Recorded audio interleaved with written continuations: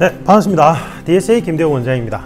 이번 영상은 이제 경찰직 상반기 2022년 경찰직 면접 또 이제 날짜 나오고 이제 거의 마무리 단계잖아요. 이제 다음 주부터 지청별로 면접이 시작되고 소방직 면접도 지금 빠르게 진행되고 있죠. 소방직 면접은 지금 코칭 받는 분들 얘기 들어보니까 6월 15일에서 일주일 간격으로 뭐 진행될 거라고 하는데, 소방직도 경찰직처럼 각 시도별 소방본부, 그러니까 소방청, 각 시도별 지청별로 다 진행하니까 일정이 또 안 일정해요. 좀 늦게 하는 데도 있고 좀 빨리 하는 데도 있고 이런데, 소방직 면접 코칭은 지금 수강 받고 있으니까 1대1 코칭 원하시는 분들은 카톡 DSA 컨설팅으로, 카톡 플러스 채널이에요. 카톡으로만 상담해 드릴 수 있어요. 전화로 자꾸 주시는데 전화를 제가 받을 수가 없어요. 전화 상담도 불가능하고, 카톡 상담은 제가 예약 시간 없을 때 빈 시간에, 쉬는 시간에 이렇게 활용해서 자료를 보내드릴 수 있으니까, 그래서 이제 소방직 면접 코칭 원하시는 분들은 이제 전화 말고 카톡으로 연락을 주시고, 국가직도 마찬가지입니다.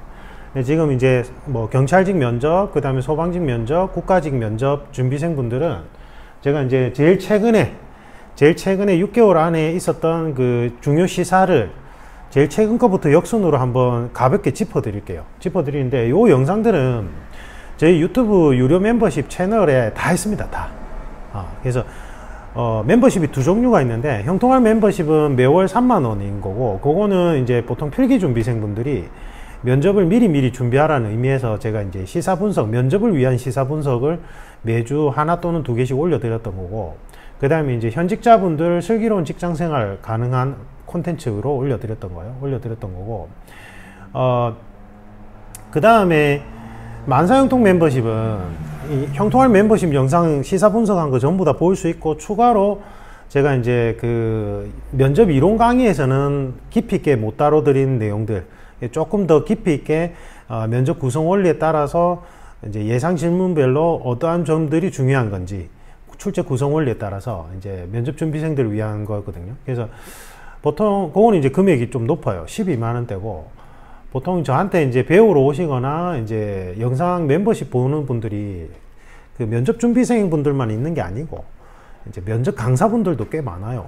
저한테 이제 제가 원래는 면접 강사 양성 포지션이라서 면접관 교육하고, 그래서 이제 좀 진입 장벽을 높인다고 만사형통 멤버십은 금액대가 좀 높은데, 간혹 가다가 이제 솔직히 이거는 면접, 뭐 형통할 멤버십도 필기 준비생 분들 중에 꾸준하게 계속 보시는 분들이 있어요. 매월 3만원이면 여러분들 이제 커피비만 좀 아끼셔도 할 수 있는 거니까, 필기 준비생 분들 중에 미리 면접을 준비하기 위해서 그렇게 하시는 분들이 있고, 현명한 분들이죠. 근데 대다수의 면접 준비생 분들은 사실은 면접 준비 기간 안에만 유료 멤버십 듣고 빠져나가는 거거든요. 그런데 제가 좀 속상한 거는, 이제 혜택이 마음에 들지 않는다가 극소수 있어요. 극소수. 이제 왜냐면 대부분 다 면접 준비생이니까 솔직히 그걸 계속 유료 멤버십을 할 이유가 없잖아요. 맞잖아요. 최종 합격하고 나면, 물론 이제 최종 합격하고 현직자분들 중에 이제 제가 그 형통할 멤버십에 올리는 이제 조직 내 인간관계론을 보시려고 이제 정기 구독하시는 분들도 있긴 한데, 그건 이제 극소수고. 그런데 이제 혜택이 마음에 들지 않는다 하면 저는 좀 황당해요. 왜냐하면 제가 그 작년 6월부터 유료 멤버십을 운영했는데, 그때 형통할 멤버십 매주 시사 분석을 매주 2개씩 했어요. 매주 2개씩의 만사형통 멤버십 영상 하나, 그러니까 실제 면접 예상 질문, 기출 질문, 심화 설명하는 거, 그러니까 매주 3개였거든요. 근데 이제 형통할 멤버십 기준으로 따졌을 때 매주 2개씩. 근데 지금 보세요. 지금 작년 6월부터 지금까지 영상 강의가 엄청나게 많아요. 지금 제가 요즘에는 매주 1개씩 올리는 게, 형통할 멤버십 하나, 만사형통 멤버십 하나, 이렇게 매주 1개씩 올리는 이유가, 수험생분들이 너무 많이 올리니까 본인들 따라가기 힘들다고 일주일에 그냥 하나 정도면 좋겠다고 이렇게 개별 연락을 주신 분들이 있어요. 그래서 제가 이제 바꿨는데, 솔직히 여러분들이 작정만 하면 한 달 만에 제가 작년 6월부터 이렇게 많이 올려드린 거를 모두 다 볼 수 있단 말이에요. 3만원에. 형통할 멤버십 같은 경우에. 근데 이제 여러분들이 약간 게으름을 피우면 이제 한 달 만에 다 못 보고 이제 이렇게 몇 달 더 이렇게 진행되는 건데, 물론 극소수예요. 극소수의 분들이 혜택이 마음에 들지 않는다는 전 전혀 납득이 안 가요, 솔직히. 아니, 영상 강의가 워낙 많으니까. 예. 막 제가 일주일에 한 개도 잘 한 2주에 한 개씩 뭐 이렇게 올렸으면 모르겠는데, 맞잖아요. 그리고 이제 딱 면접 준비생 분들을 위해서 핵심 쟁점 위주로만, 헌법학 이론을 바탕으로 핵심 쟁점 위주로만 제가 짚어드린 거니까 시간 대비 효율성도 높잖아요.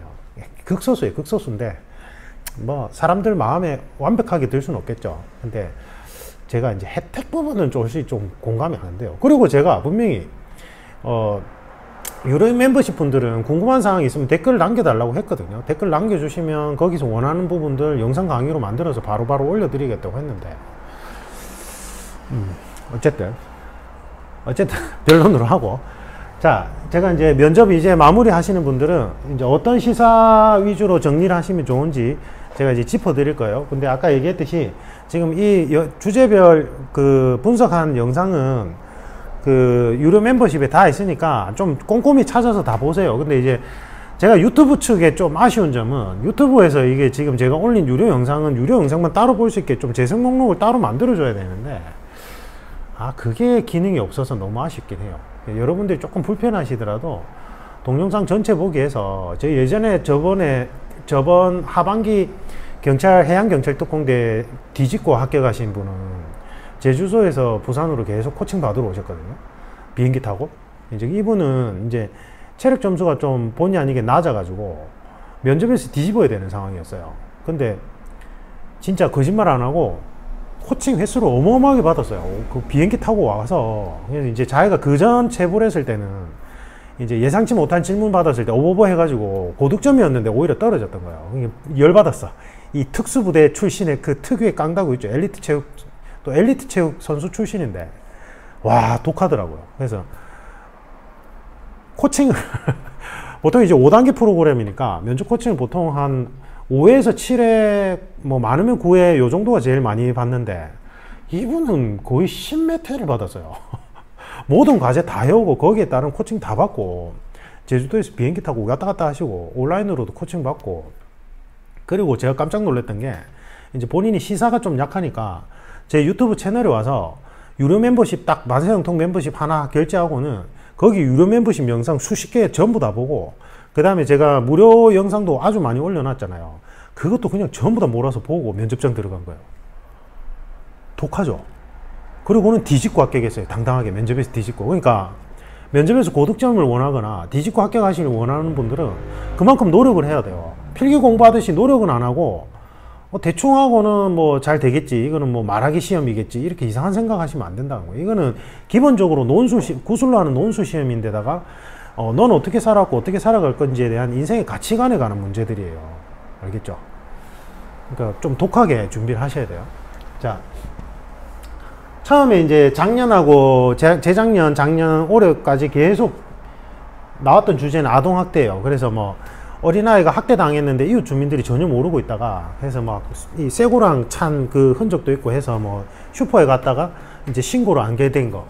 그 다음에 또 어떤 사건이 있었냐면, 이제 부모가 입양을 받아가지고는 SNS 상에서는 엄청 좋은 부모인 것처럼 쇼를 한 다음에 그 입양한 아이를 엄청나게 구타를 한 거예요. 사망했나? 사망했을 거예요. 제가 그 시사 이슈는 분석하다가 너무 속이 상해가지고. 근데 이게 처음에 의사분들이 이제 이 부모가 구타한 흔적이 있다라고 경찰에 신고를 했는데, 경찰에서 좀 형식적으로 조사를 하고 넘겼던 거예요. 그래서 이제 이게 공무원들, 경찰뿐만 아니라 공무원들의 무사안일주의, 그 다음에 소극적 행정 태도에 대해서 문제가 됐고, 또 경찰 입장에서는 본인들끼리 옹호를 할 때 이제 그게 근거법이 없고 잘못하다가는 오히려 부모로부터 민형사상 고소를 받을 수 있어서 경찰들이 그 업무 처리할 때 되게 위축되어 있다는 부분도 있대요. 그래서 좀 근거 법률을 만들어줘야 된다, 이런 주장도 있고. 그래서 어쨌든 특히 코로나 시대에 이제 사회 경직성이 올라가면서 단절된 생활을 하면서 이 아동학대 부분에서 좀 문제가 있었죠. 그래서 근데 이게 제가 이제 지금 이 공공기관 쪽 면접 코칭한 게 한 10년 차 되는데, 이게 14년, 13년, 15년도에도 이 아동학대 문제였어요. 그러니까 이거는 매년 문제예요, 사실은. 이게 이제 사건이 터지면 너무 문제야 이러면서 서로 벌떼같이 일어나는데 사실은 이 내용은 계속 있었던 거예요. 그 다음에 이것도 올려져 있습니다. 그 다음에 코로나 시대에 각종 규제가 많았잖아요. 그래서 이제 백신 패스 집단 소송도 있었고, 종교시설에서 온라인 예배를 해야 된다. 그래서 이제 종교 탄압이다 뭐 이런 얘기도 나오고, 실내 체육업자들이 집단 반발하고, 집회 시위도 코로나 때문에 규제를 했죠. 근데 규제는 다 합법적이고 합헌적이에요. 무슨 말이냐면 우리 헌법상 공동체의 존립과 국가 존립, 국가 공공질서, 공공복리를 위해서는 개인의 기본권은 제한할 수 있거든요. 그 세 가지 이유에서는. 대신에 이제 기본권의 본질은 제한할 수 없다고 되어 있지만, 그래서 코로나라는 국가 위기 상황에서는 개인의 기본권은 제한 가능한데 대신에 필요 최소한의 원칙이 적용돼야 되고 실질적인 소통과 보상이 이루어져야 돼요. 근데 이제 반발이 일어났던 게 제가 볼 때는 실질적인 소통이 잘 안 됐어요. 그러니까 왜 이걸 해야만 되는지 그 해당 제한되는 업체나 그분들한테 계속 상세히 알려주고 그 다음에 소통을 통해서 실질적 보상도 해줘야 되는데 사실은 이게 위기 상황이다 보니까 공무원분들이 진짜 고생을 많이 했거든요.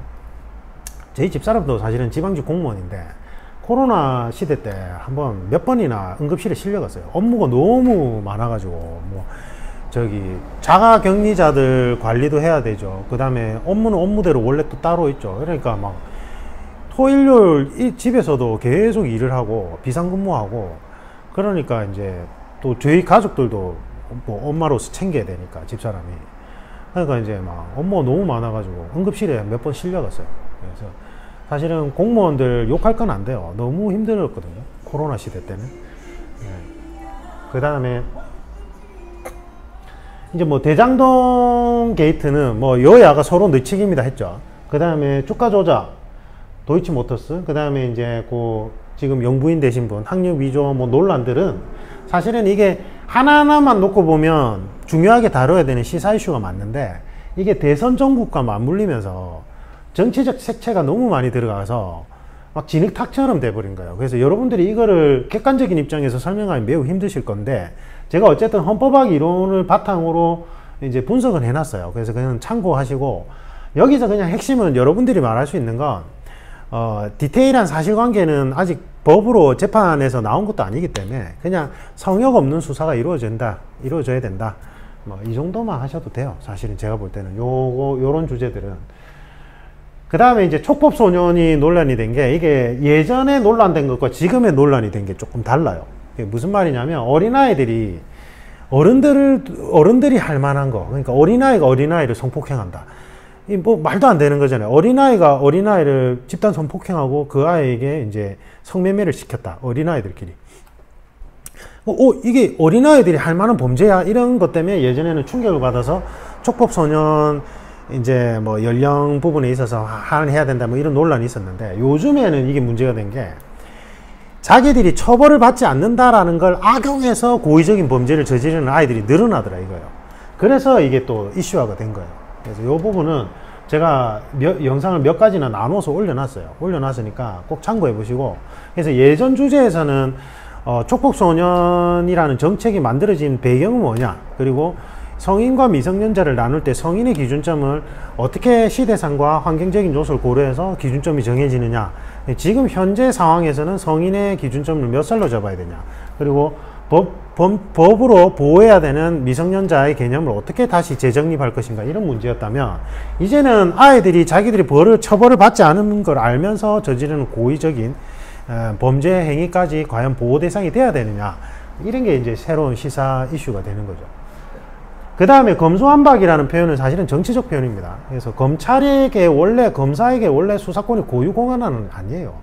왜냐하면 이거는 형사제도에 관한 거고 사실은 전 세계 선진국을 봤을 때 기소와 수사가 분리된 게 오히려 많아요. 그러니까 기소와 수사기관, 기소를 담당하는 기관과 수사를 담당하는 기관끼리 서로 기소권과 수사권을 가지고 서로 상호 견제를 할 수 있게끔 만들어진 게 민주적인 견제와 균형의 원리이기 때문에 이제 다른 선진국에는 그러한 형태가 자리 잡혔는데 우리나라는 일제 식민지 시대 때 일본이 그 당시 때 군국주의였잖아요.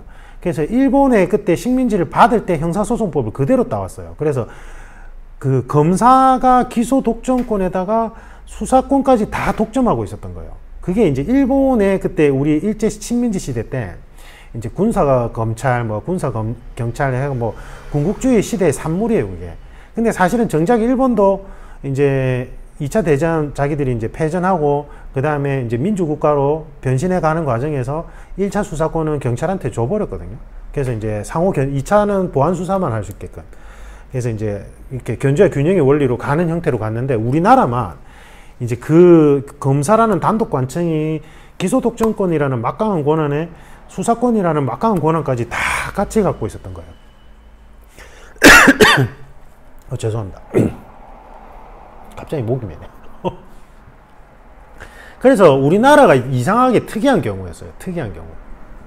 그러니까 검수완박이라는 건 정치적 표현이죠. 그러니까 검찰의 고유 수사권을 박탈해 나간다 이런 의미로 정치적인 수사고, 사실은 검찰개혁의 필요성은 몇십 년 전부터 계속 주장되었어요. 여야 할 거 없이. 왜냐하면 아까도 얘기했듯이 검사라는 단독관청이 민주주의의 견제와 균형의 원리에 전혀 부합하지 않게, 전혀 통제장치, 민주적 통제장치 없이 이 검사라는 한 사람이 단독관청 역할하면서 기소독점권의 수사권까지 가진 이런 막강한 권한 형태가 없었거든요.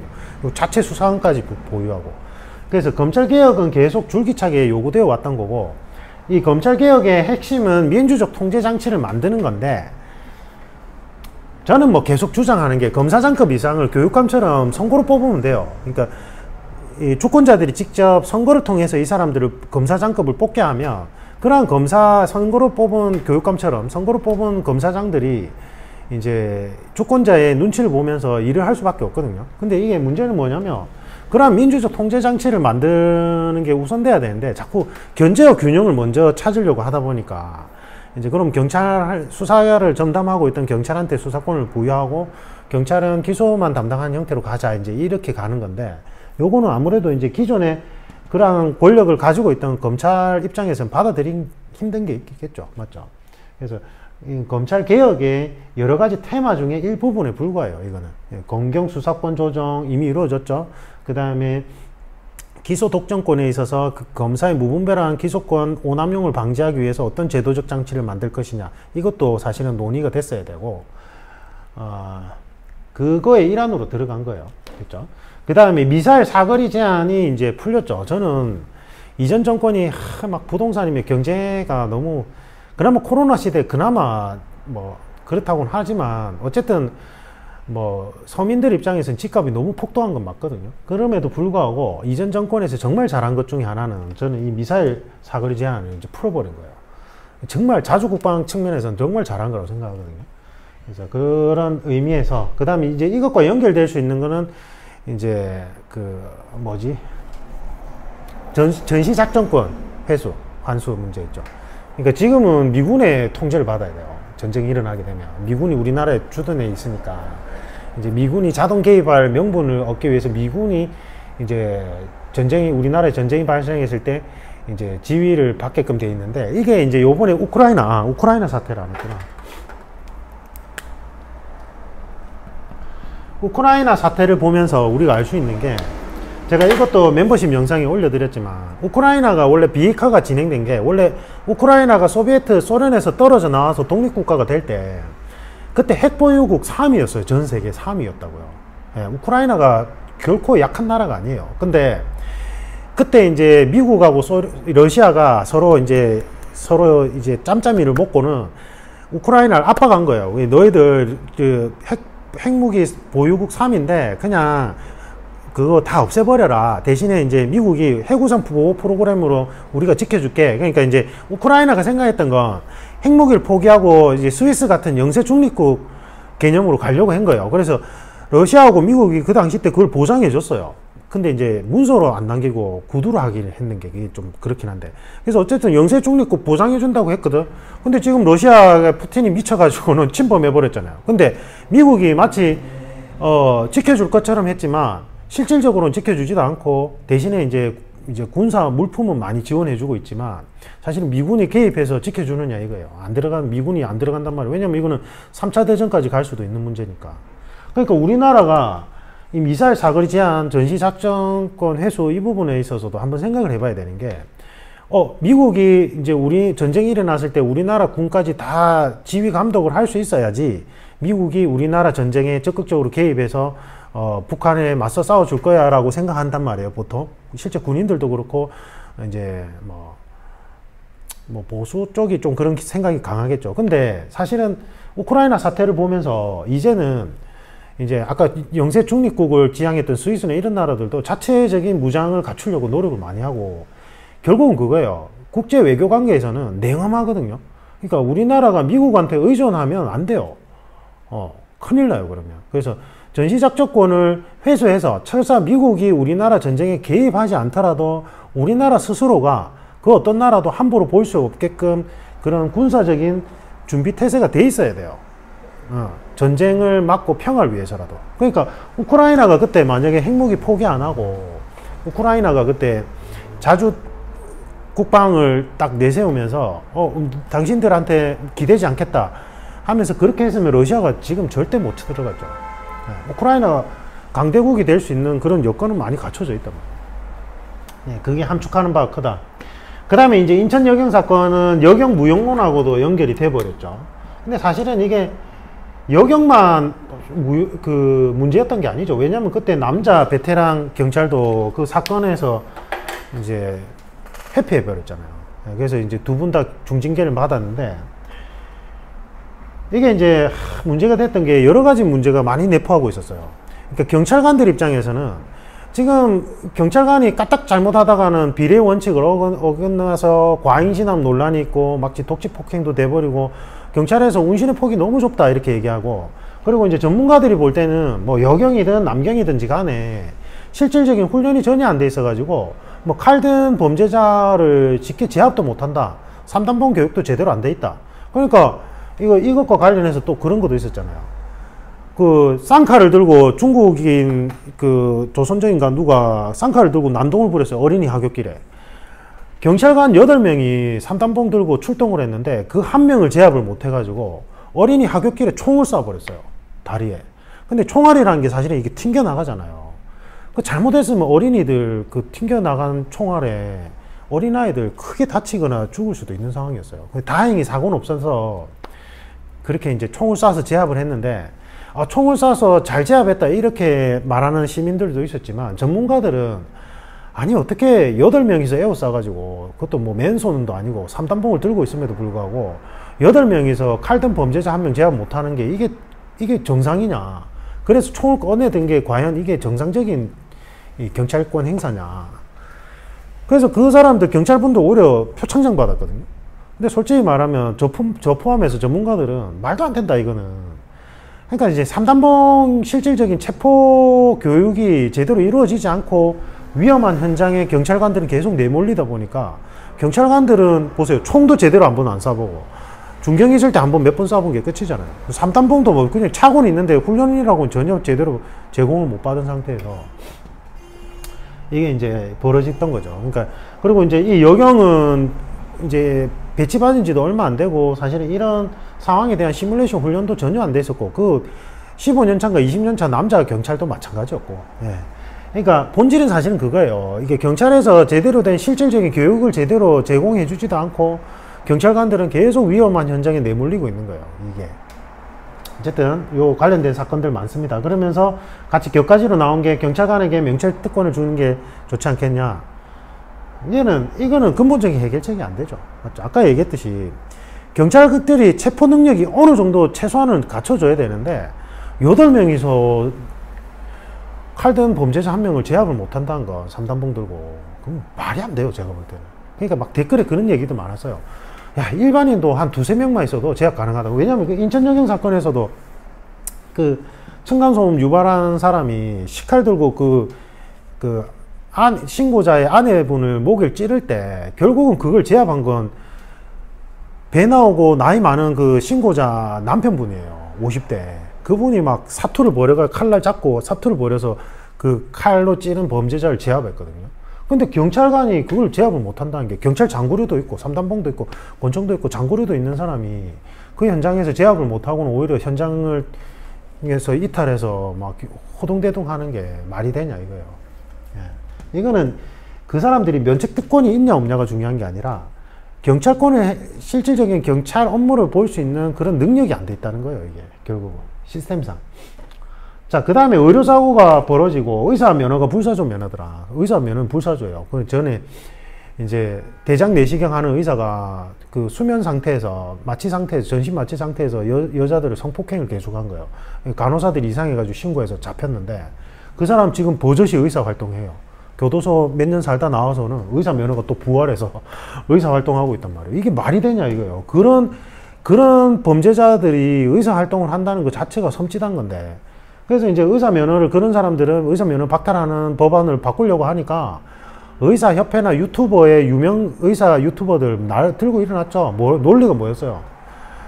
취지는 100% 공감하고 우리 또한 그런 범죄자와 같은 의사라는 게 못마땅하지만 악용될 여지가 있으므로 그렇게 개정 안 됐으면 좋겠다.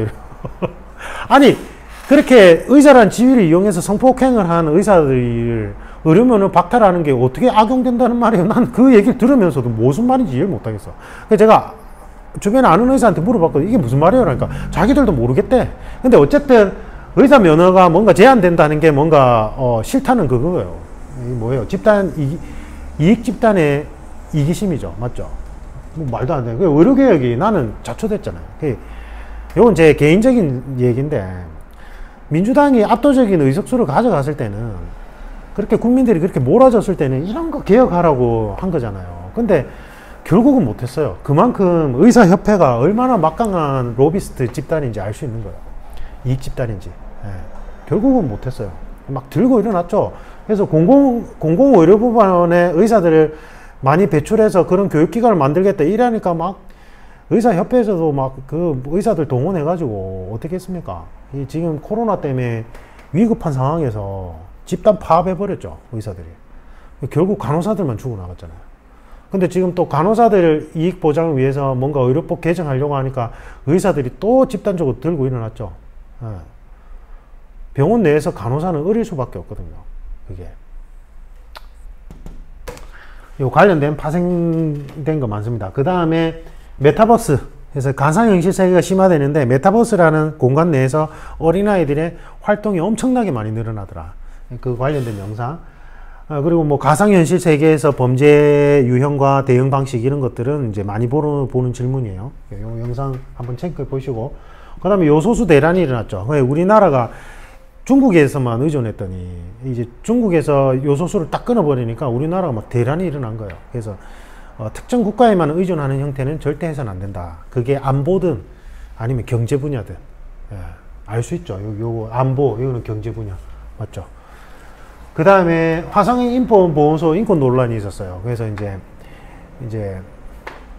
그게 뭐예요? 기억이 또 안 나네. 출입국 관리소 쪽이죠. 그래서 이제 그 무단으로 들어온 외국인 분들 이제 자국으로 돌려보낼 때 이제 보호하는 시설에서 이제 또 가혹행위가 있었던 거예요. 예, 그 관련된 영상들.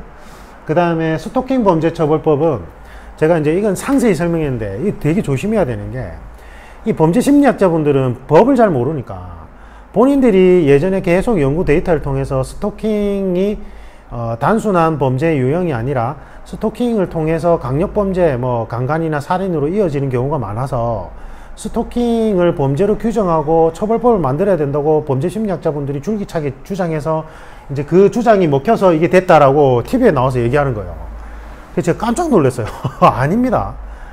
우리가 처벌법을 만들려면 법익 침해라는 부분이 명확하게 규정이 돼야 돼요. 그러면 스토킹에 있어서 법으로 보호돼야 되는 법익이 무엇이냐가 사실은 예전과 지금이 많이 달라졌다는 거예요.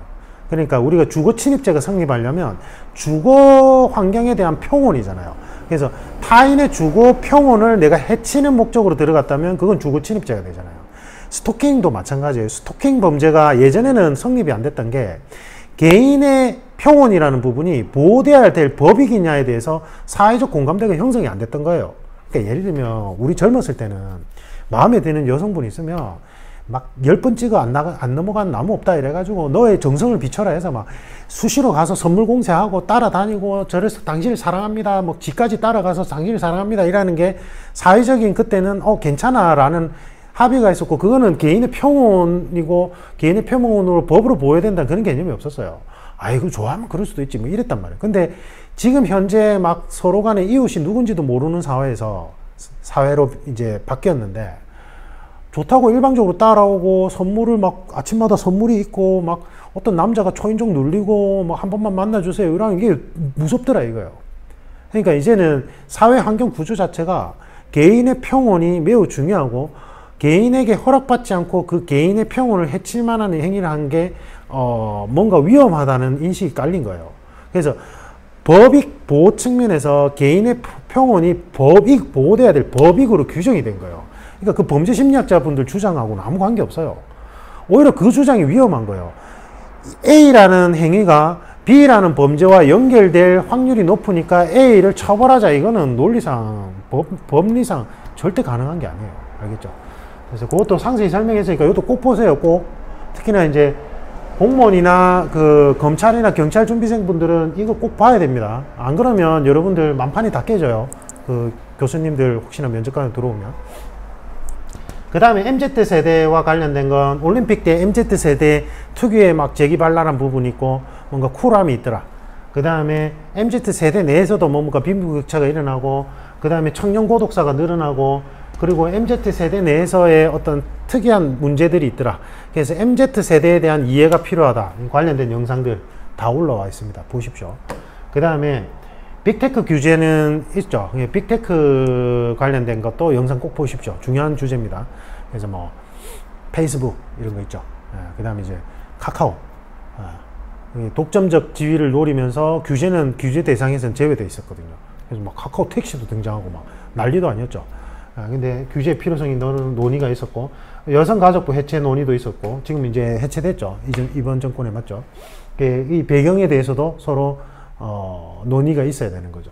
그 다음에 조선구마사 폐지된 거, 이 지금 역순으로 간 겁니다. 시간상. 중국의 동북공정의 일환으로 중국에서 어마어마한 자본을 투자해가지고 각 외국마다 이제 자기들 나라에 유리한 형태의 어떤 역사 왜곡을 일으킨 거예요. 이 드라마가 그렇게 한 거예요. 그래서 막 사람들이 들고 일어나서 진행 중인 드라마가 폐지됐죠. 이게 우리나라니까 가능한 거예요. 이거는 진짜로. 그래서 중국 내에서도 뭐 깜짝 놀란 거예요. 대한민국 국민들은 놀랍다. 왜냐하면 자기들은 공산당의 어떤 허락을 받고 그렇게 해서 추진되는 뭐 드라마들이니까 상당수가. 왜냐하면 그렇게 뭐 반대 여론이 일어나면 그냥 공산당에서 그냥 그거 전부 다 없애버리잖아요. 쿨하게. 이번에 보세요. 이 코로나 규제는 중국 같은 경우에는 제로 코로나 정책이니까 아예 봉쇄해서 안 나타날 때까지 아예 봉쇄해버리잖아요. 아사하든 말든 국민 시민들이. 상하이 봉쇄했는데 지금 뭐 난리도 아니죠. 먹을 것도 없어가 부자들도 먹을 게 없대. 봉쇄를 해버리니까. 그럼 어떻게 합니까? 그 불만의 글을 올리니까 그건 전부 다 삭제하잖아요. 그리고 코로나 초기 때 무슨 연구원이 우한에서 이게 유출된 거다 이러니까 뭐 깜짝같이 사라지잖아요. 공산주의가 그렇게 무서운 거예요. 그 다음에 공군 여부사관 사건이 있었죠. 너무 슬픈 사건인데, 이분이 이제 성폭행 당한 거 피해 신고를 했는데 오히려 수사관들로부터 2차, 3차 피해를 받은 거예요. 그리고 자살해버렸죠. 근데 그게 또 은폐 축소가 돼버리고 함축하는 바가 큽니다. 그래서 이제 이 모든 주제들을 다 올려놨어요. 멤버십에. 그래서 지금 유료 멤버십 분들은 꼭 다 보셔야 됩니다. 알겠죠? 그리고 유료 멤버십 보지 않고 있는 분들도 3만원이면, 그 형통할 멤버십 3만원이면 이거 다 볼 수 있잖아요. 몰아서 한 달 안에 다 볼 수 있거든요. 만사형통 멤버십은 아까 얘기했듯이 이거 플러스 해서 다 볼 수 있고, 그 다음에 그 면접 기출이나 예상 질문 좀 심화해서 제가 가이딩 하는 거고, 그래서 뭐 만사형통 멤버십을 안 보더라도 형통할 멤버십 통해서 이거 다 정리하고, 제가 혼자서 정리할 수 있습니다 이런 분들은 요거 위주로 파생된 거 전부 다 정리하고 가셔야 됩니다. 알겠죠? 이상입니다.